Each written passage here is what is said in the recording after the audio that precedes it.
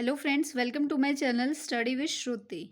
So guys, in this video we will discuss about oral disorders regarding lips, gums and teeth. तो सबसे पहले हम lips को देखते हैं, लिप्स के रिगार्डिंग देखते हैं। तो इसमें हमें क्या है, यहाँ पे चिलाइटिस देखने को मिल सकता है, यानी कि इन्फ्लामेशन ऑफ लिप्स।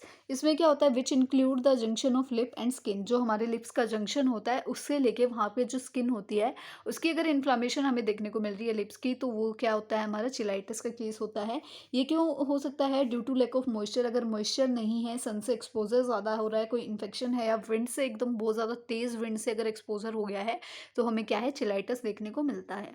सेकंड आता है क्लेफ्ट लिप। इसमें क्या होता है, इनकम्प्लीट फ्यूजन हो रहा है हमारे अपर लिप का, lead to the formation of cleft lip. ठीक है, अगर हमारा जो अपर लिप है उसका कंप्लीट फ्यूजन नहीं हो पा रहा है, तो वो क्या होता है, क्लेफ्ट लिप हो सकता है।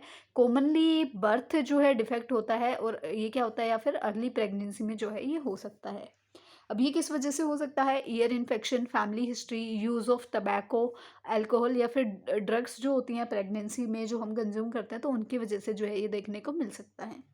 उसके बाद हम बात करते हैं गम्स की। तो सबसे पहले आता है gingivitis, inflammation of gums. Early stage of gums disease है ये, नॉन डिस्ट्रक्टिव पेरिडोंटल डिजीज़ है, और ये क्या होती है, पेरिडोनाइटिस को क्या है, हो सकता है, यानी कि पायरिया को ये क्या है, आगे कोज करा सकती है। अब ये क्यों होती है, पुअर ओरल हाइजीन रखा है, या कोई भी बैक्टीरियल प्लेग अगर हो गया तो उसकी वजह से हमें क्या है, जिंजिवाइटिस देखने को मिलती है। उसके बाद आती है पेरी ओडोनाटाइटिस, यानी कि पायरिया। अब ये क्या होता है, सेट ऑफ इन्फ्लामेटरी डिजीज़ है जो अफेक्ट करती हैं हमारी पेरिडोंटियम को। एडवांस और सीरियस गम डिजीज़ है, ये इन्वॉल्व करती है progress loss of alveolar bone को।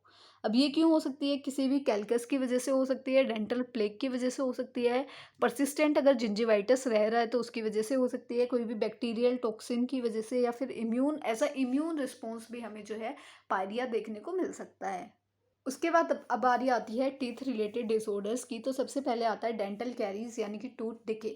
इसमें क्या होता है, इरोजन हो जाती है हमारी इनेमल की।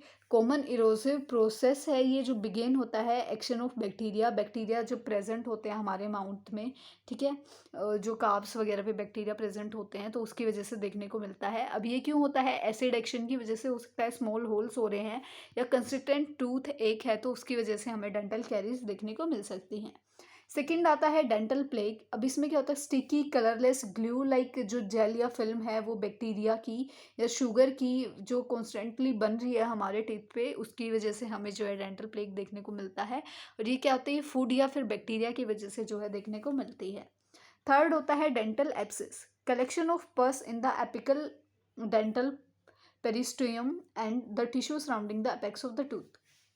तो जो कलेक्शन हो जाती है पस की हमारे जो एपिकल डेंटल होती है, या जो टिश्यूज़ राउंड करते हैं हमारे टूथ के अपेक्स को, तो उसकी वजह से हमें डेंटल एब्सिस देखने को मिलती है। अब इसके कोज क्या होंगे, बैक्टीरियल इन्फेक्शन की वजह से जो है ये हमें देखने को मिल सकता है।